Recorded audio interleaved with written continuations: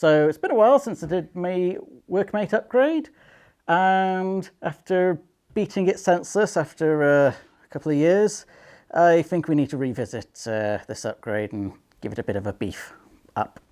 So for those that watched the previous video of me upgrading the Workmate, it worked out relatively okay. The extra size was pretty nice, except for the fact that it ended up being too big, because it's sticking out so far over the sides meant we just kept hitting things too much, and it took up a lot more space in the workshop. Also, plywood was a terrible idea, because it's far too flexible.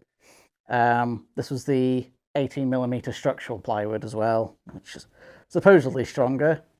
But yeah, as you see here, we actually broke off one of the sides without much effort, which was a right pain.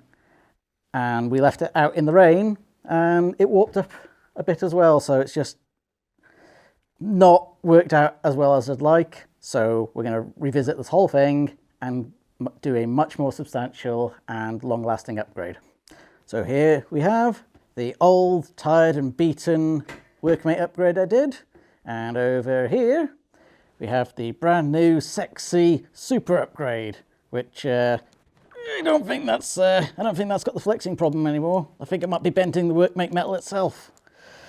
In any case, as you can see, we've got the same depth as the previous Workmate upgrade, which we've all taken quite a liking to, because it means we don't have to keep taking the board out and moving it further back to get the clamping we want. But we have lessened how far it sticks out over the sides, so it's just enough to get the festool clamps on the ends. As any longer than that, and it's a right annoyance, and if it's less than that, we can't get the clamps on, which is really annoying with all the guide rails. So for those that watched the previous Workmate upgrade video as well as a review, you may remember there being a bit of a problem with this front part that lifts up, as all the weight is supported just through that metal part there on these small clips on both sides of the Workmates, which they do not take a lot of weight and are quite easy to bend. Hence, over here you can see I've had to do a repair. The new upgrade I've got, however, resolves this issue completely. So as you can see here, with the wood being so thick, it actually comes down to the metal there, which means that when I drop this down, the whole thing sits on top of all that metal there, as well as the clips. So therefore, that has a lot more support now, which means it can handle people doing what they're not supposed to, like, I don't know, certain employees might decide to start jumping on the ends here or using hammers while I'm not looking. So this resolves that issue. If someone does that, it can take the weight now. So we have the underside here then of the old Workmate. As you can see, I used the old Workmate runners, and we had to then put a board on the underside to try and spread the load a bit.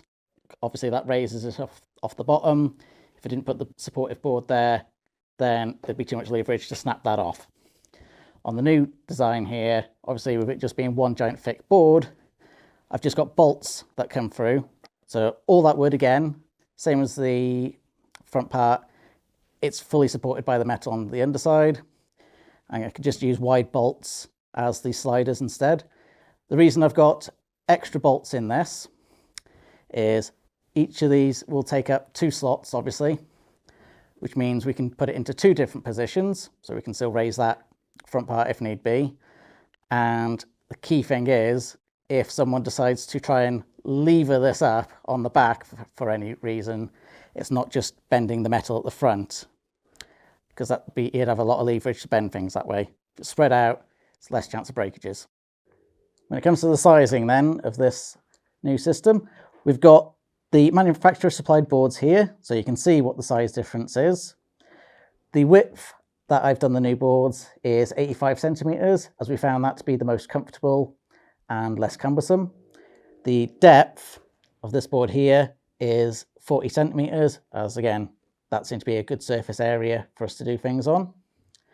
This front board is quite important that you don't do it too much bigger than the original depth of this. I believe it's about 12.5 centimeters. The reason for this is if you do this too wide, you lose the ability to clamp things in the middle here, unless you move the board over, which then adds an extra 2 inches. So it can be a lot more finicky for clamping things. And when you raise the clamping system up, if you've made it less, if you made this wider here, you'll have less to clamp down on there. So be considerate of that. Another important thing is the actual thickness of these boards. You need to make sure that you get the height as close to the original as possible. I haven't on this, which is not too much of an issue for me. But if you get it too tall, again, you're not going to be able to clamp down as much when you raise this up. If you're not someone that uses it that often or at all, it's not a problem, but it is something to be considerate of. But the height of this, so from that part there that sits on top of the metal to the top of the original board, is 38 millimeters. I've got mine at 43 because that's what I had and I didn't want to plane it down too much. I've gone on about all these wonderful upgrades, beefing this thing up like hell so it can take a right beating. However, as with all things in life, it does have a downside for doing that, and that is the weight. So obviously it's a pain if you want to carry it from place to place. There's a lot of extra weight to carry, but the main actual issue is setting it up. Because you've got so much extra leverage on the back there from the weight of that being pushed out, as you try to lift it, it can try to actually lift the frame with it.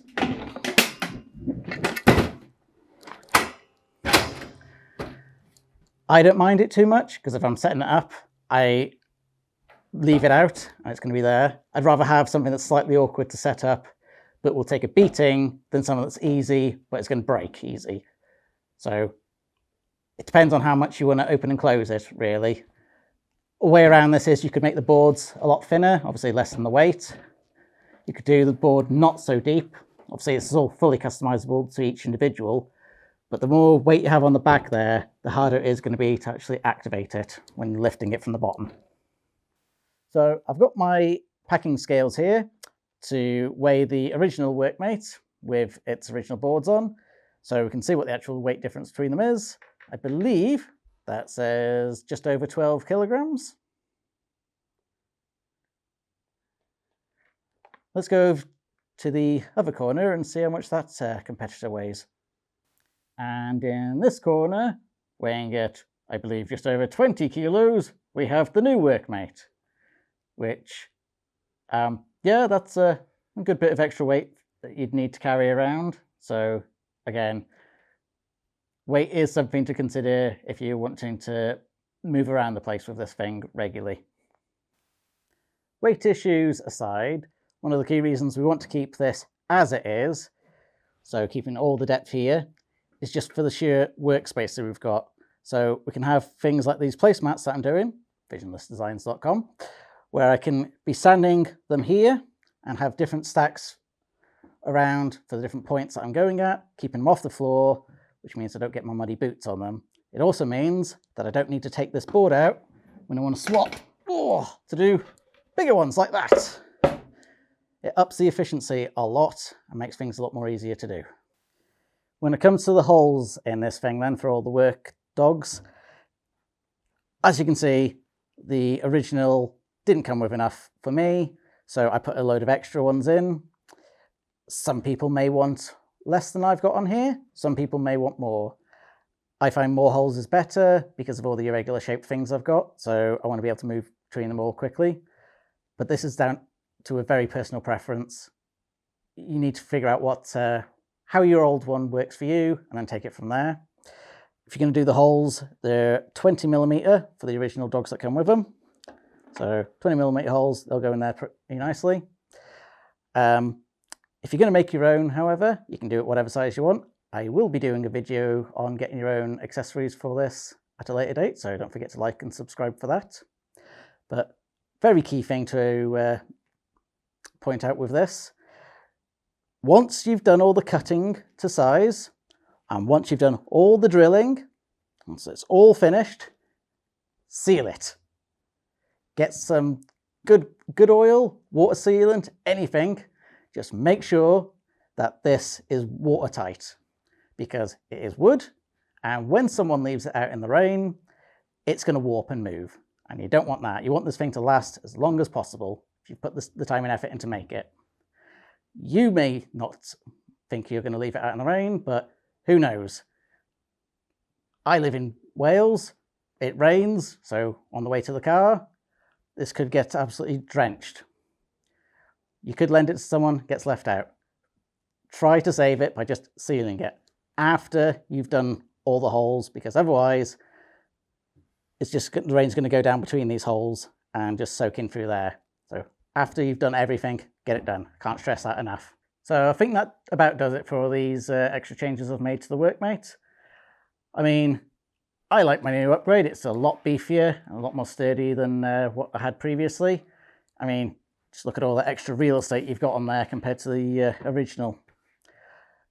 I do like the Workmate's framing. It does the job, but you can just do so much more with them. And I hope this video has helped you come up with some things that you can do with yours as well. If you have any comments to make them down below so we can share ideas. Thanks for watching, and hope to see you in future videos.